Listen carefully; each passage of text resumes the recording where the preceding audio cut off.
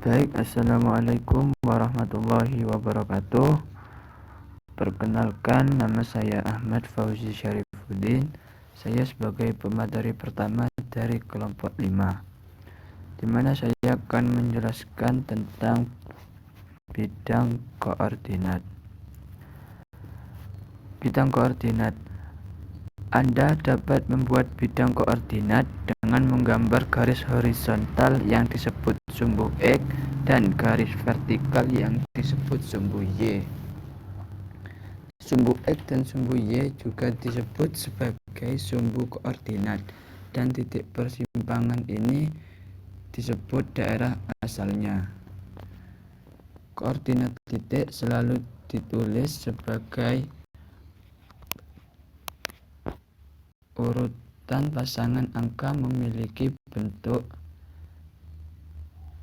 X, Y seperti 2 dan 3, di mana 2 itu sebagai X, sedangkan 3 itu sebagai Y.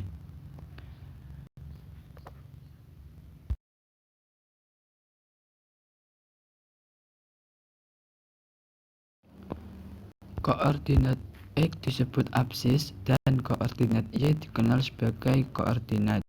Perhatikan gambar 15.1 di slide pertama tadi.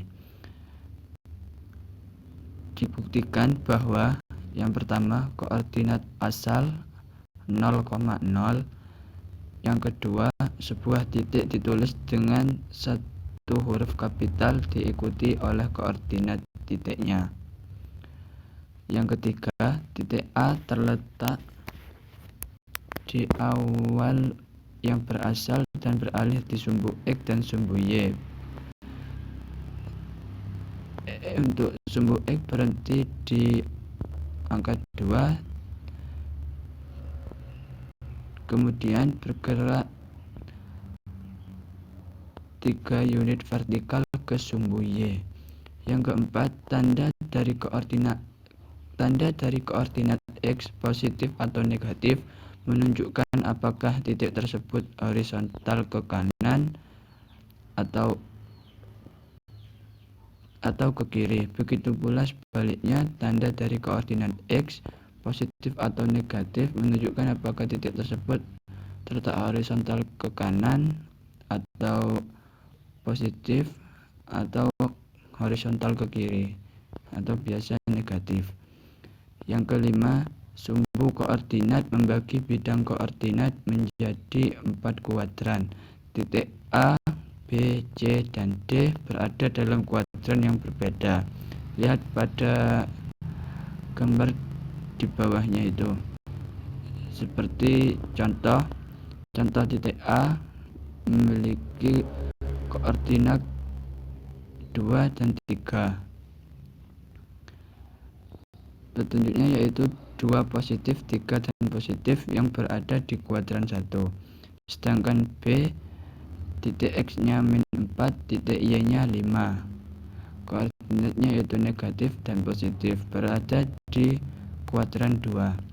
Dan C, X dan Y-nya negatif, jadi berada di kuadran 3. Sedangkan D, X-nya positif dan Y-nya negatif, dan berada di kuadran keempat.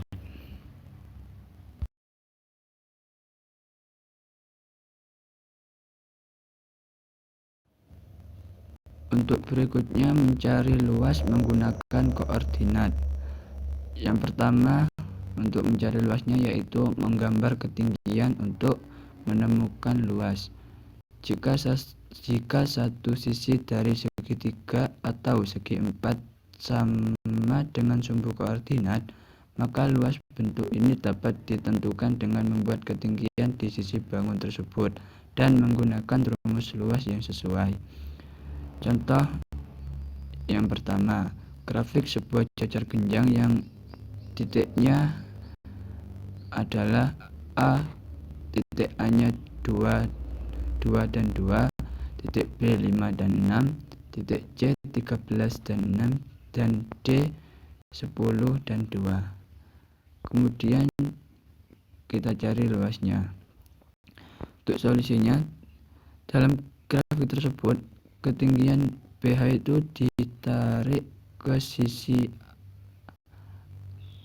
ke alas AD. Dengan menghitung kotak, kita melihat bahwa AD ada 8 kotak dan BH 4 kotak. Karena itu maka luas persegi ABCD atau BH sama dengan sisi AD dikali ketinggian dari BH. Jadi 8 dikali 4 mendapat hasil 32 kotak dalam bangun tersebut.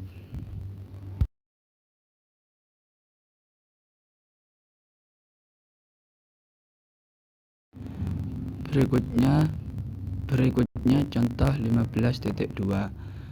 Grafik trapesium yang titik-titiknya adalah A min 4 dan 0, B min 4 dan 3, C 0,6 dan D 0,0. Kemudian cari luasnya.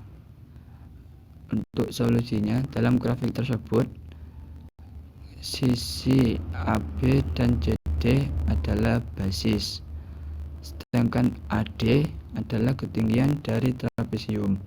Jadi kita cari luas trapesium ABCD-nya. Luas trapesium yaitu setengah kali tinggi B1 plus B2 sama dengan setengah dikalikan AD tutup kurung buka kurung AB plus CD. Jadi kita masukkan angkanya setengah kali 4 tutup kurung buka kurung 3 ditambah 6. Saya menemukan hasil 2 kali 9, dimana hasilnya itu 18 unit persegi.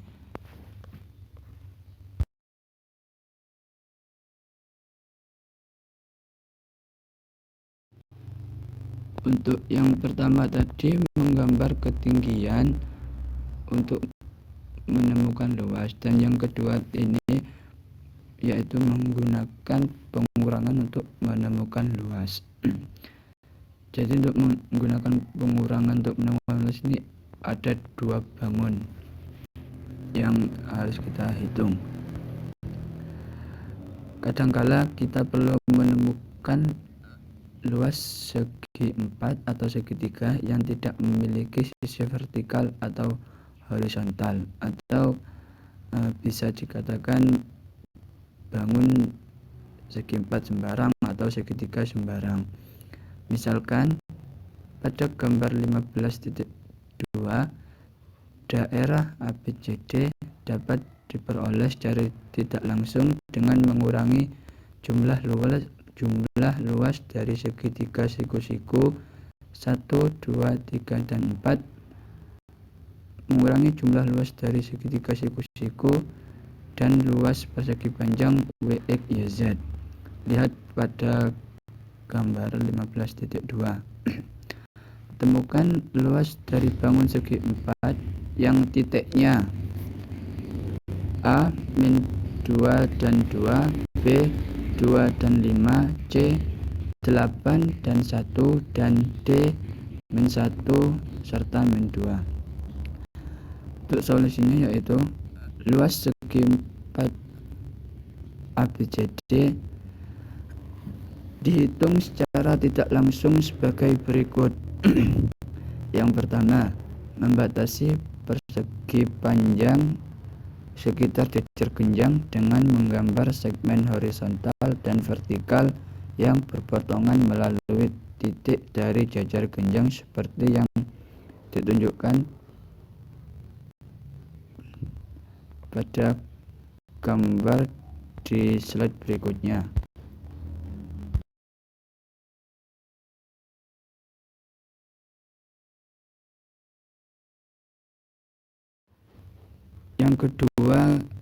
Untuk yang kedua kita harus menemukan luas persegi panjangnya. dimana luas persegi WXYZ kita kalikan ZY dikalikan YX 10 kali 7, yaitu 70 cm persegi. Yang ketiga, temukan jumlah luas segitiga siku-siku di keempat sudut persegi panjang, yaitu di sudut yang pertama AWB, yang kedua BXC, yang ketiga CYD, dan yang keempat DZA. Temukan jumlah luas segitiga siku-siku di keempat sudut persegi panjang. Ingatlah bahwa luas segitiga siku-siku sama dengan setengah dari alas segitiga sama kaki. Kita hitung jumlah luas segitiga siku-sikunya. Yang pertama, luas segitiga BWA setengah BW dikalikan WA sama dengan setengah 4 kali 3, yaitu 6.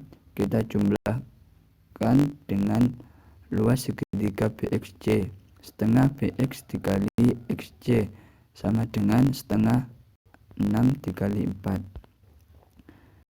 hasilnya 12. Kita jumlahkan lagi dengan segitiga DYC sama dengan setengah DY dikalikan YC, yaitu setengah 9 dikalikan 3, menemukan 13 setengah. Kita jumlahkan lagi dengan luas segitiga DZA sama dengan setengah DZ dikali ZA, yaitu setengah dikali 1 dikalikan 4 sama dengan 2. Jadi jumlah luas segitiga siku-siku tadi yaitu 33,5.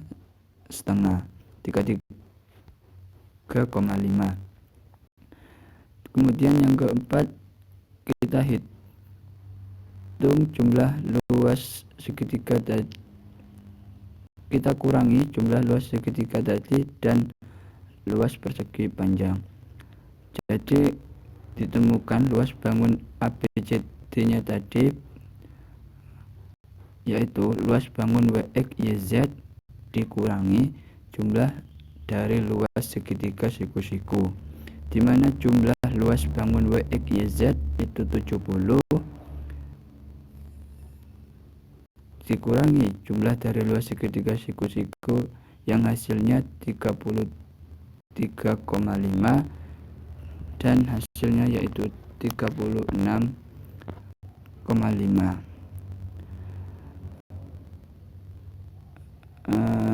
Itulah penjelasan dari saya sebagai pemateri kedua. Maksudnya pemateri pertama. Wassalamualaikum warahmatullahi wabarakatuh.